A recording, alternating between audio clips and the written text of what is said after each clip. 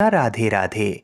भगवान श्री लक्ष्मी नारायण जी की कृपा आप पर और आपके परिवार पर सदा सर्वदा बनी रहे। हिंदू धर्म में एकादशी तिथि का बड़ा ही विशेष महत्व माना जाता है। आषाढ़ मास के शुक्ल पक्ष की एकादशी को देवशयनी एकादशी के नाम से जाना जाता है।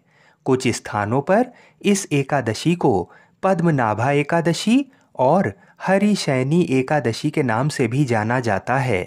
देवशयनी एकादशी का व्रत रखने और इसकी कथा को सुनने से मनुष्यों की सभी मनोकामनाएं पूर्ण होती हैं और दुर्घटनाओं के योग टल जाते हैं।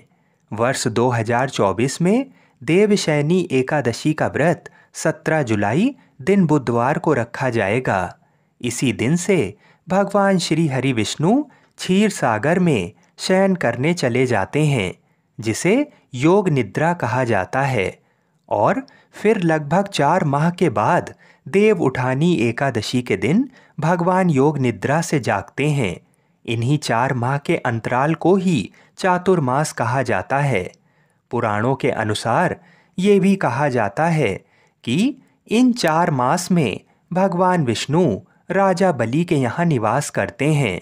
तो आज मैं आपको सुना रहा हूँ देवशयनी एकादशी की बड़ी ही दुर्लभ कथा। इस कथा को सुनने के बाद आप जानेंगे कि किस मंत्र को बोलकर भगवान को शयन कराया जाता है, तथा काशी के पंचांग के अनुसार ये भी जानेंगे कि एकादशी तिथि कब से कब तक है और अगले दिन व्रत का पारण कितने बजे करना शुभ होगा। तो आप लोग वीडियो को पूरा अवश्य देखिएगा। आइए अब देवशयनी एकादशी की व्रत कथा को सुनते हैं।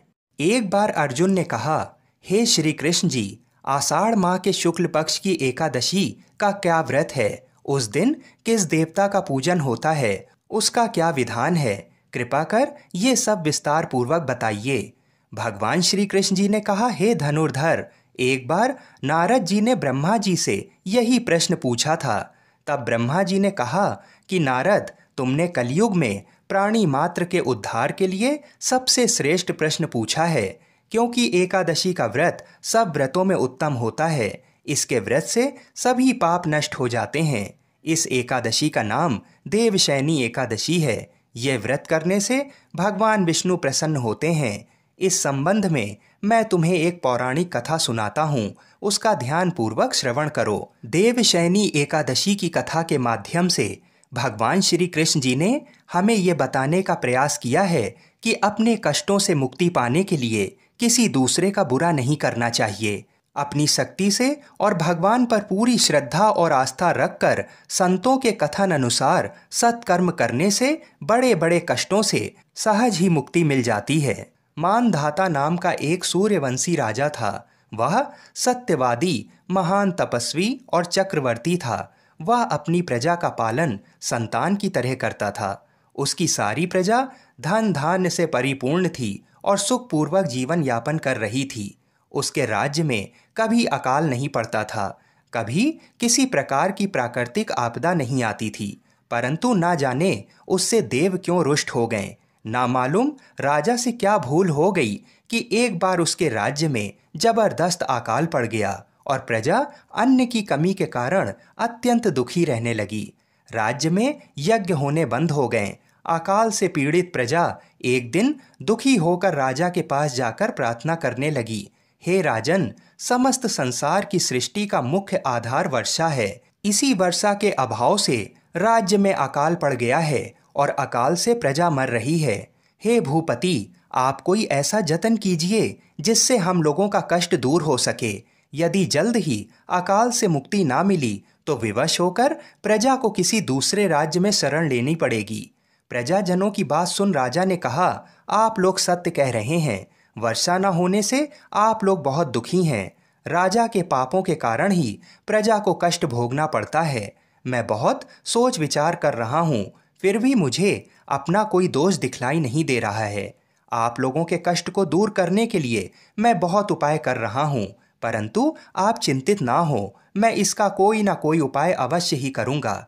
राजा के वचनों को सुन प्रजाजन चले गए। राजा मानधाता भगवान की पूजा कर कुछ विशिष्ट व्यक्तियों का साथ लेकर वन को चल दिया। वहां वह ऋषि मुनियों के आश्रम में घूमते घूमते अंत में ब्रह्मा जी के मानस पुत्र अंगिरा ऋषि के आश्रम पर पहुंच गया। रथ से उतरकर राजा आश्रम में चला गया। वहां ऋषि अभी नित्य कर्म से निवृत्त ही हुए थे कि राजा ने उनके सम्मुख पहुंचकर उन्हें प्रणाम किया। ऋषि ने राजा को आशीर्वाद दिया, फिर पूछा, हे राजन, आप इस स्थान पर किस प्रयोजन से पधारे हैं, सो कहिए।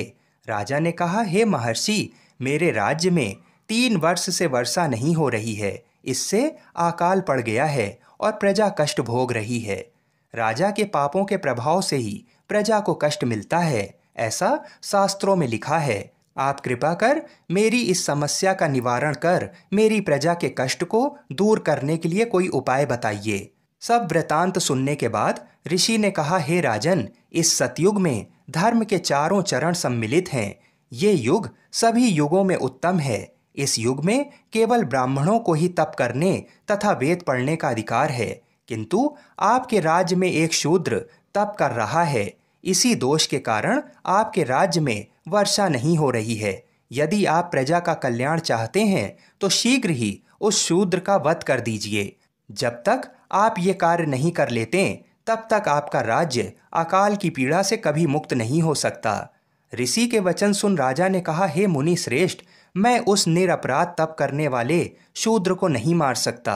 किसी निर्दोष मनुष्य की हत्या करना मेरे नियमों के विरुद्ध है और मेरी आत्मा इसे किसी भी स्थिति में स्वीकार नहीं करेगी।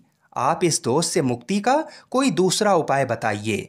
राजा को विचलित जान ऋषि ने कहा, हे राजन, यदि आप ऐसा ही चाहते हैं तो आषाढ़ माह के शुक्ल पक्ष की देवशैनी नाम की एकादशी का विधान पूर्वक व्रत करो। इस व्रत के प्रभाव से तुम्हारे राज्य में वर्षा होगी और प्रजा भी पूर्व की भांति सुखी हो जाएगी, क्योंकि इस एकादशी का व्रत सिद्धियों को देने वाला है और कष्टों से मुक्त करने वाला है। ऋषि के इन वचनों को सुनकर राजा अपने नगर वापस आ गया और विधान पूर्वक देवशैनी एकादशी का व्रत किया। इस व्रत के प्रभाव से राज्य में अच्छी वर्षा हुई और प्रजा को अकाल से मुक्ति मिली। इस व्रत के करने से भगवान विष्णु प्रसन्न होते हैं। अतः मोक्ष की इच्छा रखने वाले मनुष्यों को इस एकादशी का व्रत अवश्य करना चाहिए।